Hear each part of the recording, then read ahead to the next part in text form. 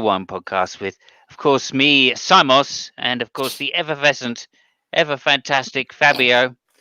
Welcome, Hey, Fabio. hey, how's it going? Yeah, I mean, wow. All I can say this week is, oh, you must be thrilled. There's so much to talk about this week.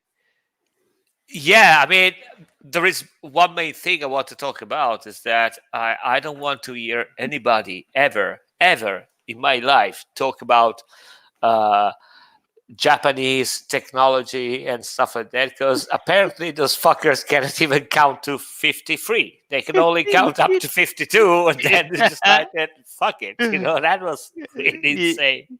Yeah, that's got to be a bummer. But there you go.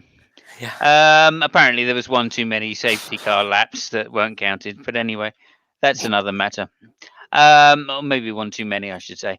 Right, so quick overcap of the race or recap of the race. Hmm.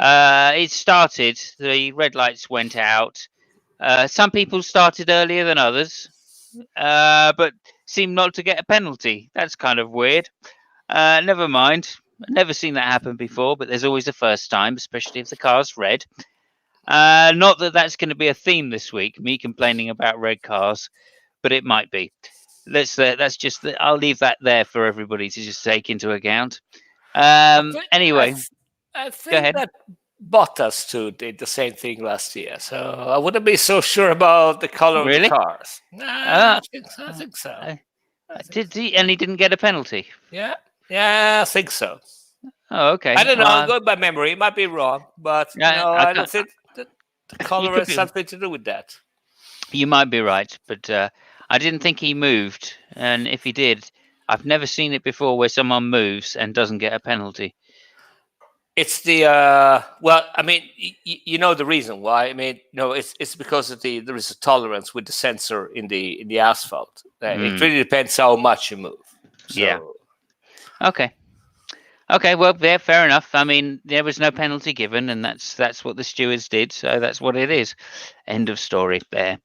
Anyway, Vettel we're talking about here, of course, made a slight false start, managed to stop before the line again because apparently he wasn't close enough to the line to count, and managed to get away quite badly. Bottas overtook him at the first into the first corner, and or before the first corner, and um, and won the race basically yeah, from that position. Made no mistakes, drove perfectly, and a good race by him, I guess, to take it home and win the race. So fair play to Bottas. He's done the team proud. Um, Second in line was Vettel. Then came a hard charging Hamilton who tried to get past but couldn't, was crowded out, and then had to brake early into the first corner, which allowed um, Verstappen to have a go at him. Verstappen then broke early, which allowed Leclerc, who got away to a similarly bad start, to come up the inside into turn two and just wash across the track and, well, let's just say crush Stappen. Absolutely was out of the race really at the first in the second corner. yeah, So that was unfortunate for Crash Stappen, yeah. who I didn't think actually was to blame at all for this. Of course, No, no, I no, led it isn't. I'm just saying. I would just say that karma is a bitch. I just say that because Karma is a bitch. You are yeah, absolutely right. because That's I agree with you. It was totally the problem was with Leclerc oversteering, but regardless, that was. I, I don't know. I mean, I would have been okay anyway if they deemed that as a race accident. Because I don't think that there was malice involved. Leclerc just lost the car, but mm. regardless, they decided to go with the penalty and Verstappen. Well, again, as I said, karma is a bitch. Oh, Is yeah. That's what I was going to ask you. What was the penalty then after the race? I think that they gave two penalties to Leclerc, which again, I don't think that the steward made a really stellar job in Japan No. because first they said that no, it was deemed as a race accident. Hmm. Then there was another communication saying that no, no, we are investigating about that. And then there was a third thing that they said, oh, it will be investigated at the end of the race.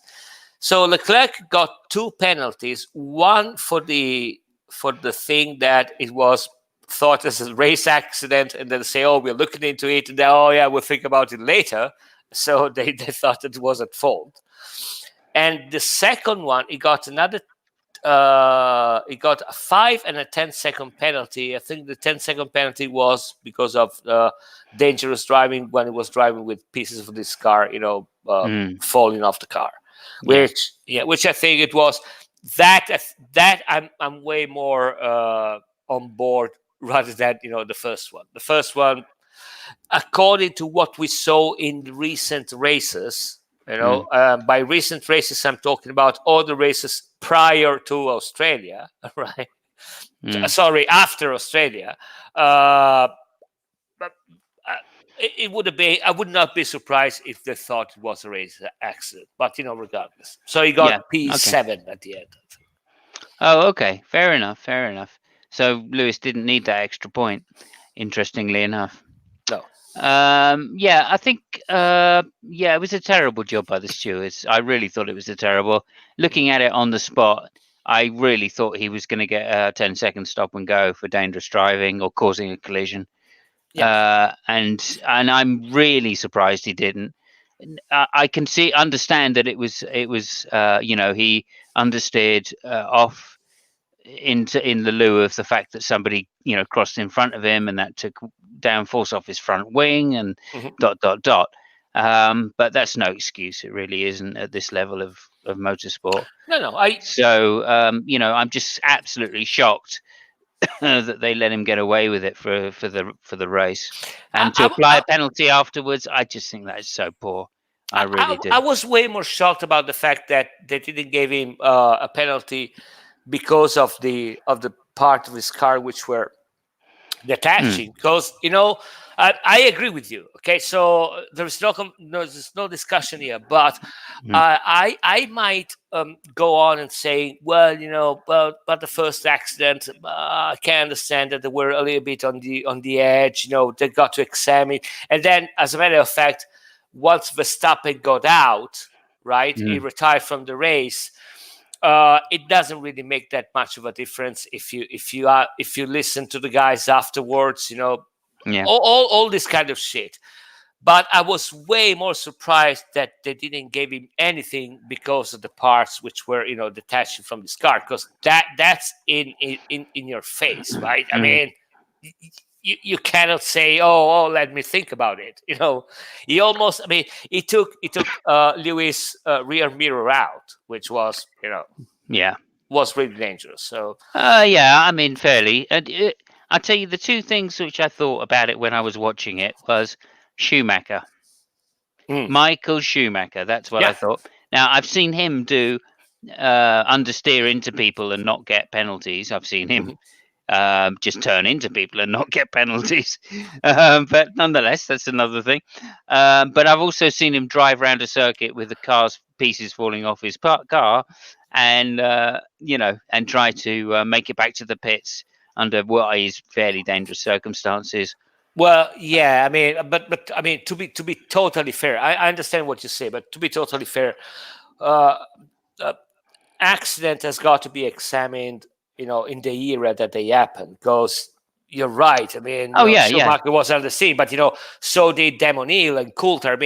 Jacques Villeneuve was, all over the fucking place. Yeah, no, I'm pointing something different out here. Which is the attitude of the driver. Yeah. And that is a cross thing. I mean, yeah, the penalties, whatever, he got this penalty or that penalty, whatever. The point is, that's exactly what Schumacher did. That was his attitude to racing. Right? That is exactly what it is. I don't want you to go around the outside of me, and therefore if we crash, we're going to crash, and you might come off better, I might come off better, but you'll know next time that it's not that easy. Now, I think it was a poor choice on Leclerc's thing because Verstappen was passed already, and there wasn't really much point in fighting it. If anything, he did his own race more harm as a result of that, and that's a poor calculation. And it's a calculation that I don't think he'll get wrong next time. Next time, when he drives into somebody, it'll be for the right reasons, that they're not past, and that they shouldn't be trying to go around the outside of him. This one, yeah, he was just out of position. He was trying to recover from a bad start, Yeah. and he'll know next time that you can get as much as you can, but no more. Right. So I don't see this as a problem. I see it really as a positive for him, in that he can learn from this mistake, Right. and go forward. What I'm saying is, another great driver has also made these mistakes early in his career, Oh, right. and No, no, I agree learned with from you. it, and went on to be 7 times world champion. So I'm not really putting him down for this. I'm just saying, look, there's a history here, right, of attitude, and this is the kind of attitude which gets you world championships. Yeah. It seems so. There you go. I think it's bad that he wasn't punished, because if he had been punished straight away, I think that probably would have told him that Schumacher's driving style is no longer acceptable on the grid. And Well, is it? Because you know, Albion made something a little bit worse than that, and well, Science might have some. I mean, yeah, it seems to maybe. me people were writing into everybody else, I think it was in Japan. Norris, but Oh, um, Norris. Sorry, no, Norris. Yeah. yeah, no, with the Albon, he did come from far back, but he really got alongside him. And basically, I think if Norris had been a little quicker, he would have not had such bad damage, because he wouldn't have slammed into him so hard. But he didn't have a lot of choice. There would have been contact, whatever. That's I just don't interesting. think I don't think it would have been as bad if he'd been on his ball to know that he was leaving the door open for a possible late lunge. So It's interesting because I never thought about that. My impression from the video and the camera was that Albion really it almost didn't break. It was way too far. So mhm, I don't think. I don't know. I got to watch it again, so yeah, I'll take what you say, and I'll examine that. At the time, I remember I wasn't thinking that Norris really left space because there was nobody there in such a position to actually attack him. It seems to me that the guy mm, said, "You know what? Fuck it, I'm going there." yeah, But yeah. Well, again, Jenson Button at that corner, and hmm Senna Prost at that corner had similar incidents. yeah, So I'm not surprised that it happens. It does happen at that particular corner because it's so difficult to get past at Japan. right. And you've always got to be on your aware. If there's a car within a few lengths behind you, you've got to be covering, or at least looking to cover, to Mm, stop them doing that. And Norris was just inexperienced. And again, he won't make that mistake at that track again, ever. yeah, There's no way someone's going to get down the inside at that chicane of Norris next time. So, right. um, you know, again, I'm not too worried in that respect. Albon was just being cheeky as fuck, and I did think he was going too fast. I Yeah. did think he probably would be close to making the corner, if not leaving no room. And that's Mm. that's that's the point. I thought he was, even if he'd made that corner, just Norris would have had no room on the track. So Albon should have had a penalty in that respect.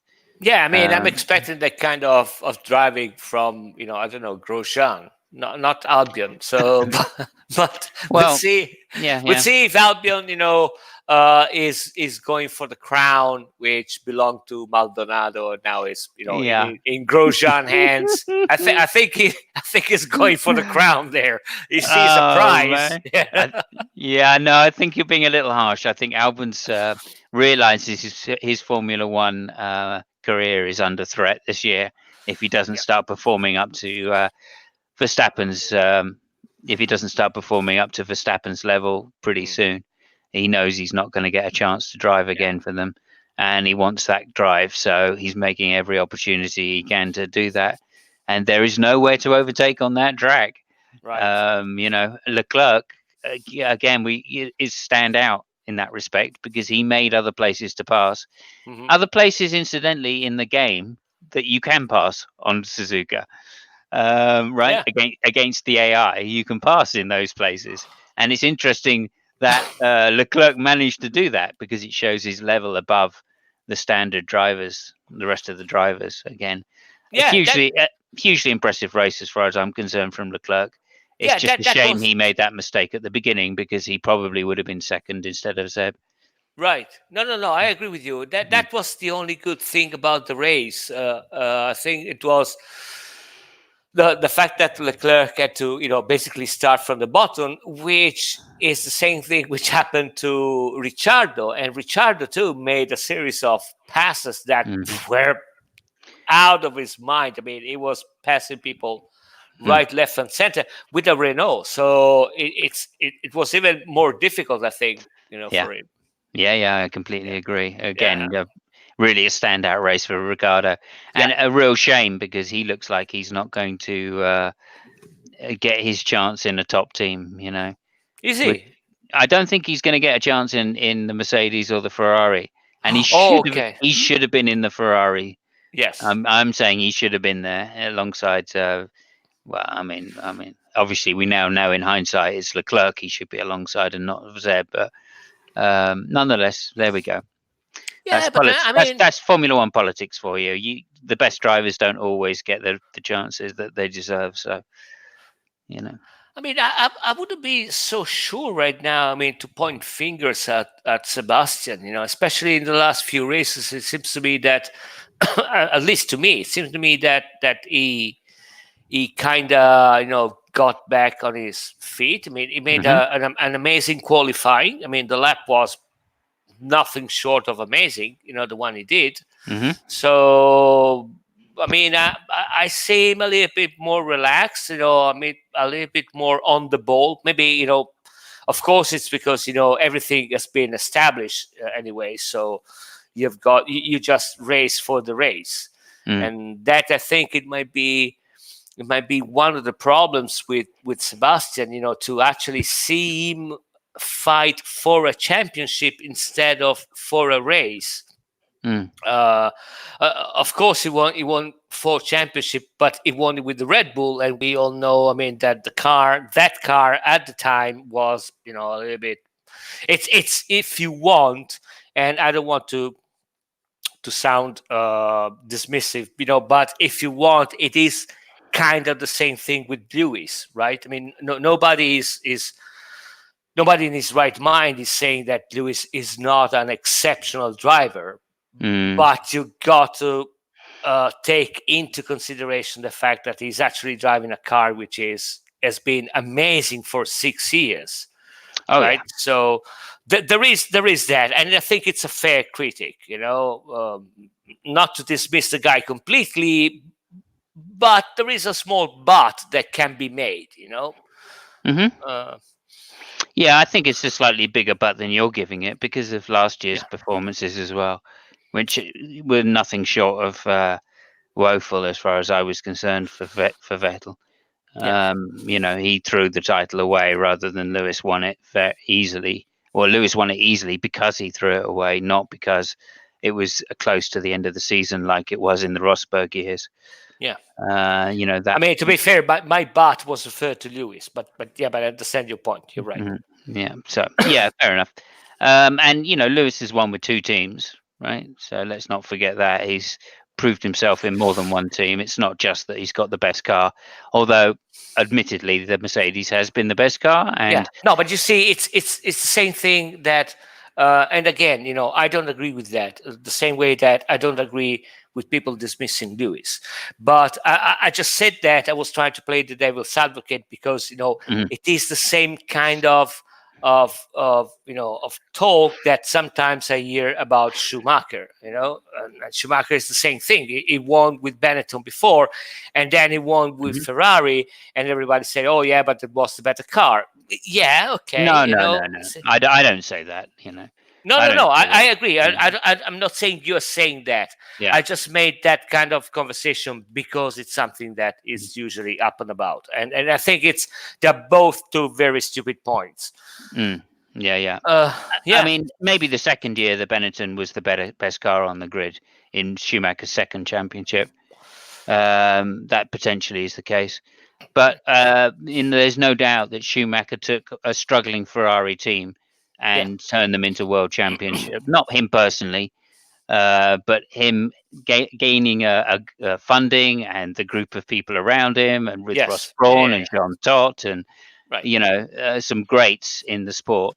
He took that team from what was maybe the sixth best team on the grid to the first team easily Right. for many years. Right.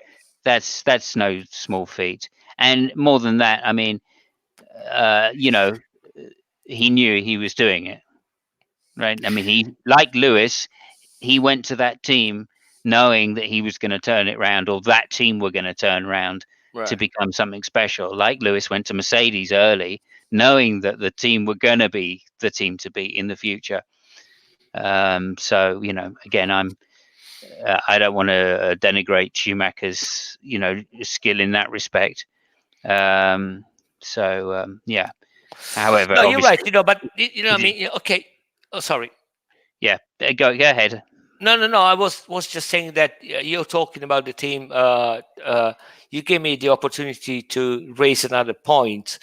I'm starting to reconsider the So, Ferrari car right now. mm, I was really I made some harsh critics, at the beginning of the season. Well, and of course the car wasn't as good as it seemed to be at the beginning, right? mm, But recently, I've been and again, they made some huge developments, and okay, there is that, but that's part of the cycle of a racing car during the season. But I'm starting to reconsider the whole season from the point of view of the car. And what I'm trying to say is that the season that Ferrari had, it is something, and that's, I think, is the biggest problem. I know that there's some people say, oh, the biggest problem that Ferrari is going to face next year is the rivalry between the two drivers, right? So, well, first of all, let me say that I think that everybody would love to have that problem of having two winning, drivers. But the thing is that uh, if Ferrari really wants to win a championship, I think that right now they got to work on the team. And the reason I'm saying that, because I'm watching at the data right now. Okay, so this year they made 8 pole position in total, and if you count the time of times that they won, uh, you cannot win so few races with 8 pole position. That's something which is not right. The other thing is that all the problems that they had in the season, and I have a list in front of me because I took that list. So in Bahrain, they got reliability of Leclerc and Vettel just spun. In Baku, Leclerc went to the wall. In Monaco, Leclerc was out of Q1 and he then retired. In Canada, Vettel and Hamilton, we know what happened. In Austria, again, Vettel had some reliability problem. In Great Britain, Vettel just went into Verstappen. In Germany, Vettel, starts last and Leclerc goes to the wall. In Italy, Vettel, spuns.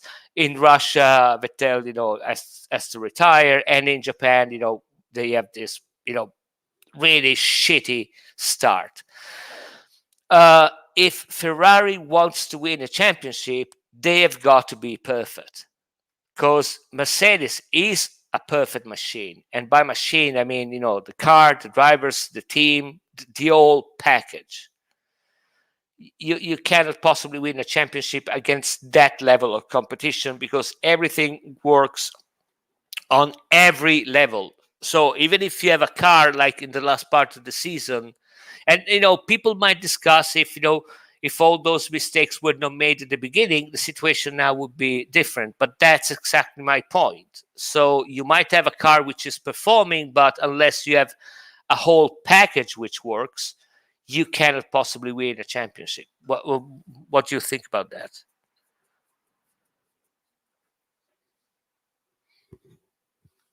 Well, I think you're muted. for some reason.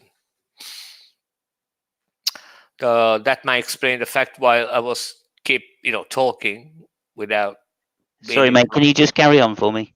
Yeah. Okay. So no, I was just pointing those facts. Uh, it is not that it's not that this last period has been dominated by Lewis Hamilton. It has been dominated by the old package. The package comprised Lewis, comprised Mercedes, the team, uh, the structure on the back, the strategy that they make at the pit, and of course they made some mistakes, but it seems to me that the amount of mistakes that they do, they're the physiological ones, while the one that Ferrari did, last year and this year too, they are a little bit too much if you want to achieve the result of being a top F1 team and win the championship. So I think I think that's a problem. That's an area where Ferrari really have to work really hard, especially next year if they want to if they want to change the cards on the table. And I think they have a good the possibility is there. It's just that there's some aspects which they have to figure out. There are some reliability problems. There are some problems with how the drivers are managed. And again, I don't think that having two winning drivers in a team is a big problem. I mean, it's part of the game. It's something that you got to manage. So it is what it is. But it's better to have the chance to bring to have two cars which can actually win the race instead of the approach that Mercedes had, with the exception of the year where Rosberg won the title, where they have a driver Lewis, which is the predestined, to win the world championship, and another one which is, in some way is just a butler and is, there to for strategy and all that kind of shit. So I don't know what the fuck to say again, man. Yeah. Sorry Yeah, about that. Sorry it's about okay. that. It's okay. I had a call about my internet. I had problems with my internet last week, and I only just got it sorted out. Hmm. And I thought they were going to go through the same thing again and Okay. try and do the same thing. But anyway, hopefully they're going to put another line in now. So Nice. anyway, that's good. Yeah. Where were we? So honourable mentions, I guess we were. Yes. Honorable mention with Ricciardo, of course. Of course, Goes without saying. the And grinning, yeah, who the else? grinning grinder. Yeah. He gets the job done Yeah. and smiles all the way through. Yeah. Yeah, I mean, in what is an inferior car, he's certainly outperforming it, which is, I guess, why they're paying him the big bucks. So that's fair enough. Hmm. Albon, I thought, had a fantastic session. Yeah. Was pretty much equal to Verstappen this time round. Hmm. Verstappen I, would have beaten him still, but yeah. nonetheless, he really recovered well from a bad start he had, and that's quite impressive. Yeah. I was impressed by Hulkenberg too, especially at the start. The start from Hulkenberg was amazing. I don't know how many cars he passed, and also the McLaren. I mean, I love the Yeah, fact that they're there. yeah, and Really, really. until the collision with Albon, Norris was going great guns as well, Yes. on a track he's never seen before. So again, I felt really sorry for him because it was a harsh overtake manoeuvre. Yeah. Although I feel he's a little bit to blame in his naivety. Yeah, But I'm glad for Sainz too. I don't think that the guy. I mean, to be totally honest, I don't think that the guy is world championship material, but is a consistent driver, and apparently he can he is really technical savvy. So I think that the fact that McLaren is there, a lot of credit has to be given to Sainz. mm, At least that's my impression. yeah, yeah. Yeah. Although I do think he's world championship material, but funnily enough, because for the same reason I thought Rosberg was as well, in that he's very, very consistent. I mean, he is an excellent test driver, and that can transfer over once somebody is determined enough anyway, and there's nothing to doubt science's determination. Yeah. Um, his head goes down a little quick maybe, but that's the only thing I would say about him. And Yeah, yeah. if he was in either of those two cars, the red car or the silver car, he would have a shot at the world championship, no doubt about it. I think that he has to make a further click in his mind, because Hmm. he's fast, he's consistent, he drives really well, he understands the car. I think he needs that final click of Hmm. being a little bit more evil, and Hmm. determined, like really going at it. So Yeah, yeah, yeah, like Leclerc. Yeah, fair enough. Can't argue with that. Um, Stroll had a good race as well. yeah, Just to put that out there, and which I'm glad for because I like him. I've got a soft spot in my heart for Stroll because obviously he's been, maligned as being a paid driver, a paid for drive seat. And I've always thought, even though that is the case, even from the Williams days, he did well. He put his hours in, and fair play to him. He learnt really quickly in that first year, and the second year he was a lot more consistent. mhm, I don't think he's world championship material on the same basis, but nonetheless, I think he's a strong driver. Um, Perez had a good race again, yeah. as we're coming to expect. I think he's back to his top form, so that's great. Anybody else? Oh yeah, Gasly had a strong race as well, Yes, yeah, which is I think his second in a row. He had the first race back in Toro Rosso. He was a bit dodgy, but the last race was quite strong as well. So yeah. it's interesting to see that in a car like the Red Bull, he can't do so well, and Mhm. yet a car like Toro Rosso he can. And I think this is down to the Kimi Raikkonen problem, which is if the car doesn't have the front end, or the rear end is a little too skippy, I should say, really, then he struggles. And in a car with Maybe. not such good downforce, Gasly can really show his talents where it's more neutral car setup, and that suits him. Um, you know, Mm, and like you give Kimi a neutral car and he's not so good. You give him a front end car, then he's devastating. yeah. So yeah. But yeah, interesting that Gasly is doing really well at Toro Rosso again. Hmm.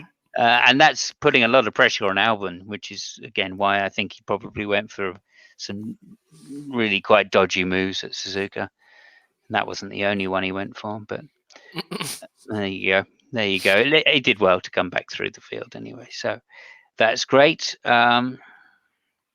Anybody else you wish to mention? Not really. I mean, to be fair, I can't remember anybody worth really mentioning. Last race again. I was really impressed by Ricciardo. Hmm.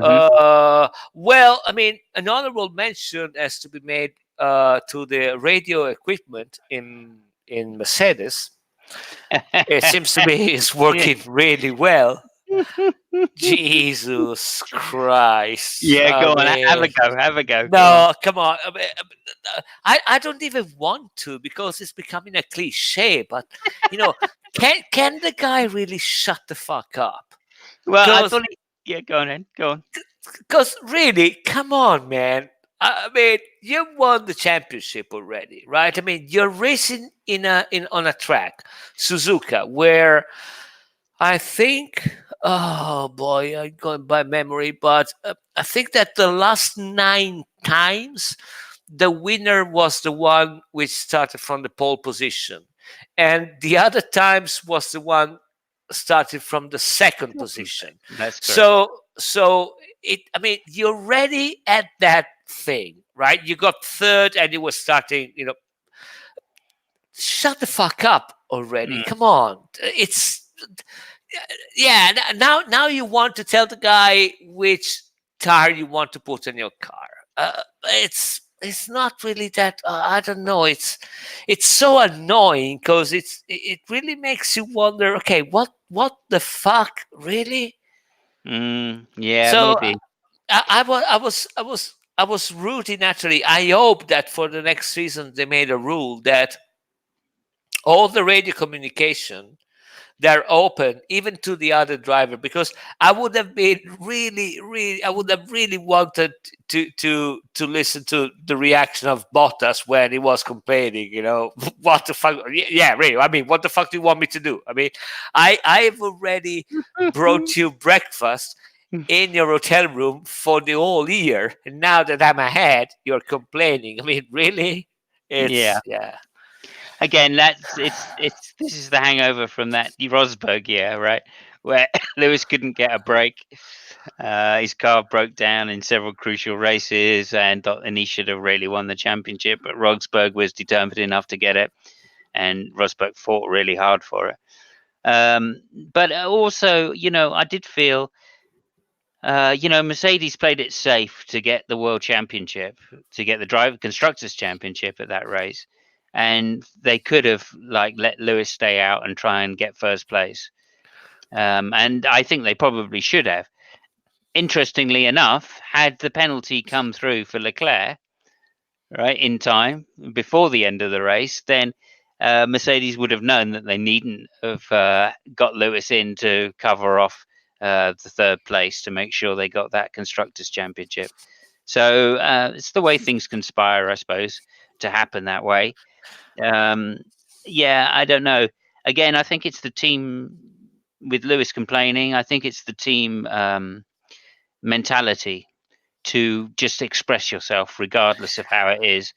And that's why he feels comfortable doing it on the radio and going, "Oh, come on, guys, you sure? Why have you done this? Why have you done that?" Because like Alonso, he knows what's going on in the race around him as he's racing, right? Like Alonso used to do. Like Alonso would go, "Yeah, but if the guy's 15 seconds ahead of me, that means I can do this, this, and this, or whatever." You know what I mean?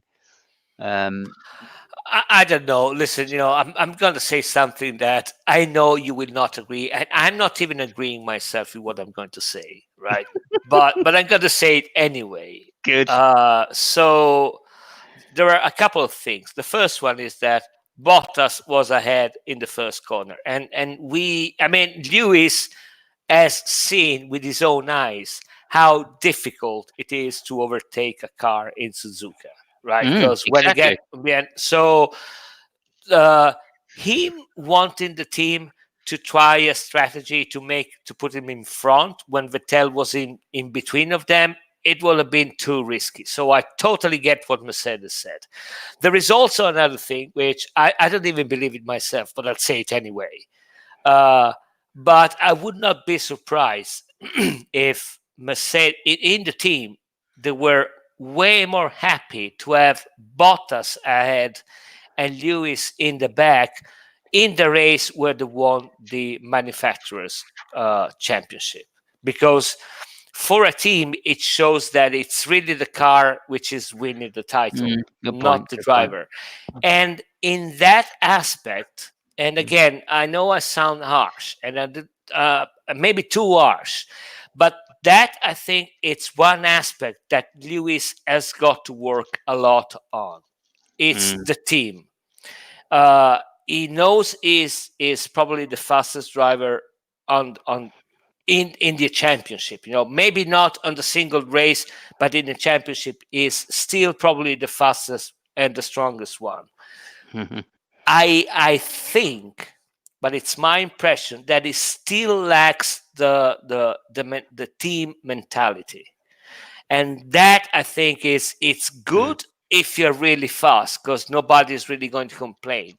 The moment that somebody else in your team or somewhere else is as fast as you or faster than you, that might be a problem mm, because now you're getting everything because they know you can deliver. But if you can't, it's gonna be some issues. mm. So Maybe. Again, I think this is a hangover from the Rosberg year where Lewis was under pressure to try and deliver the world championship for himself, and he didn't manage to do it. And some of the reason he didn't manage to do it was because the Mercedes let him down in a couple of crucial races. And I think he's still got this psychological kind of right. I've got to win at all costs attitude. That's how I win championships. That's why Right. I am at 6 times, because I win at all costs, even No, the but team, even everything. right. Teammates especially. So I don't I really kind of blame the guy I for. understand, and I really think that 10 laps to go, right? With just 10 laps to go, the tyre should have been able to do it. Yes, it would have lost performance, but he could have pitted. He could have not pitted and still held the lead. And maybe he would have been overtaken by Bottas. Maybe he would have been overtaken by Vettel. He still would have been in third place. And the fact they called him in to do the fastest lap to get that extra point, I think that's what he really is miffed about. Well, yeah, but You know. again, I agree with that, and I'm not complaining about the fact that he thinks like that. I mean, he's a racing driver. The only thing he Mm, should be thinking about is winning the race. I get it.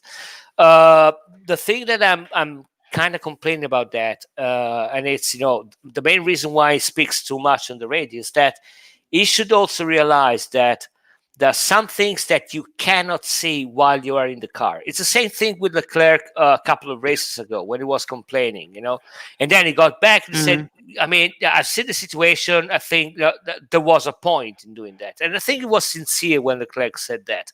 So it's the yeah, same yeah, thing with Lewis. I think it should actually have presence of mind, because it's mm, not his first race, it's not his first championship. mhm. Uh, uh, like in the example that you made, yeah, Bottas probably would have overtaken him, and Vettel probably would have overtaken him and would have made third.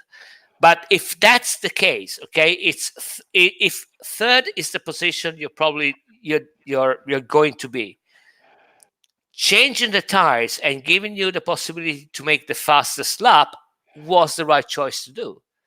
If, You and know, that's my problem. It's an if. That he could have. The tires may not have fallen off that much. Bottas may not have been able to get past.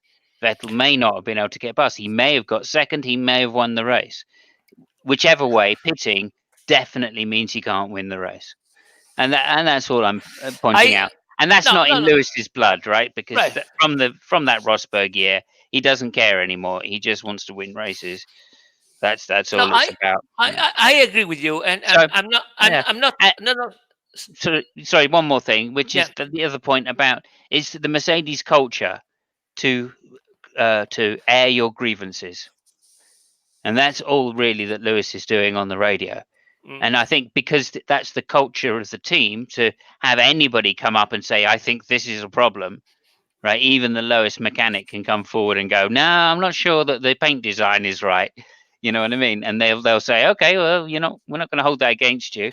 In other teams, it would be like, "Well, you're the fucking third mechanic. What the fuck would you know about it?"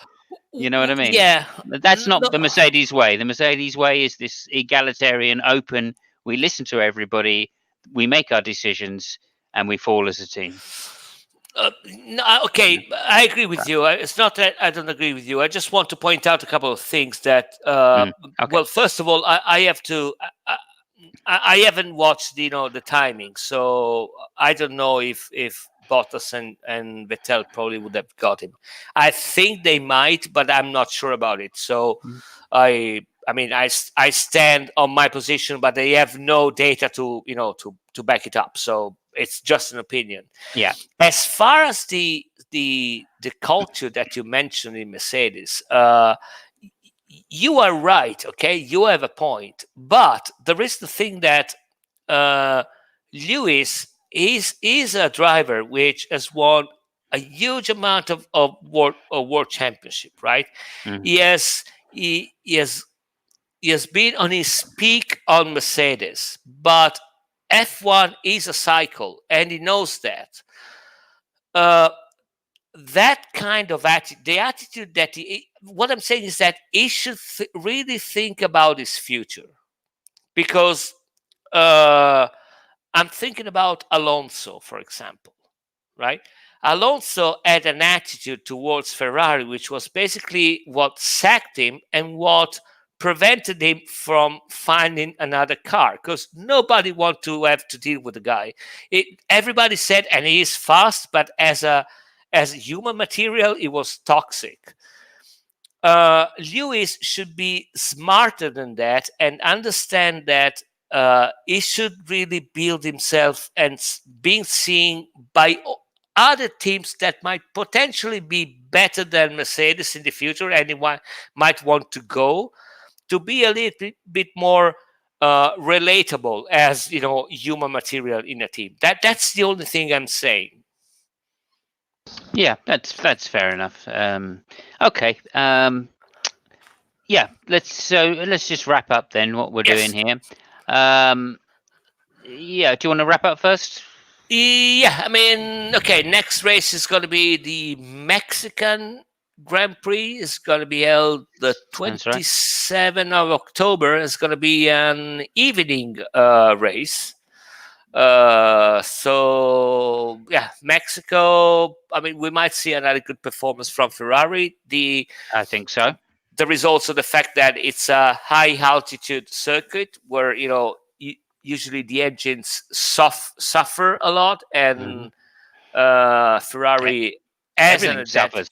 Everything Yes. suffers. Aero suffers as well, Yeah. of Yeah. course. Yeah. And yeah, the long straights and lack of and fairly sharp turns early on. There's only that I can think of really three, two kind of high speed corners where downforce is crucial. So yeah, I would odds on here for Ferrari again. It's going to be another good track, and my money would be on Leclerc personally. This time, he's not going to want to make those same mistakes, and he's going to want to show everybody how great he is. So yeah, my money is Leclerc for the pole, and maybe Vettel for the race, but Leclerc for the pole anyway. Yeah. Um, Mexico, yeah, it's not a great track, but No. nonetheless, it's where we got to go. We've also got a couple of crackers coming up. Well, we've only got one cracker as far as I'm concerned, which is Circuit of America, Hmm. and that's a highlight of the year for me. I love that circuit. So, and Lewis is odds-on favour there, and then we're Abu Dhabi, and Abu Dhabi is of course another Ferrari track. So it goes to show you, I think, if form goes to form and Ferrari do well at those two tracks, that they weren't that far behind. And maybe the attitude of going for this low downforce, high efficient car is probably could Yeah. have paid them dividends if they'd just managed to make a little more capital out of it early on in the Right. season. So again, it's been a really great year as far as I'm concerned. Here we are, just had race 17, and yeah, what a cracker! So Yeah. I mean, no, I agree with you. I mean, right now, and as I said before, I'm trying to reconsider the old uh, Ferrari car completely, because honestly, if you can drive that car with one hand making a corner at 300 kilometers an hour, and with the other hand you take the mirror, that car cannot be that bad, right? So, yeah, Jesus Christ, that was insane. it totally. The kid's a star. There's no doubt about it. So It's fucking mental. It's I fucking mental. I really hope that Verstappen can up his game, and that Yeah, the Red Bull can up its game as well. So in future, we've got those two going at each other more and more because they're already making enemies of each other, having driven into each other a couple yeah, of times. So wow, it's going to be great. That's all I can say. Formula One has a very bright future, and it's probably going to be red and blue. So there you go. Thank you so much, Fabio. It's been a great show. cheers. And ciao from me and ciao from Fabio. Thank you, everybody, for watching. Ciao, ciao. Ciao, ciao.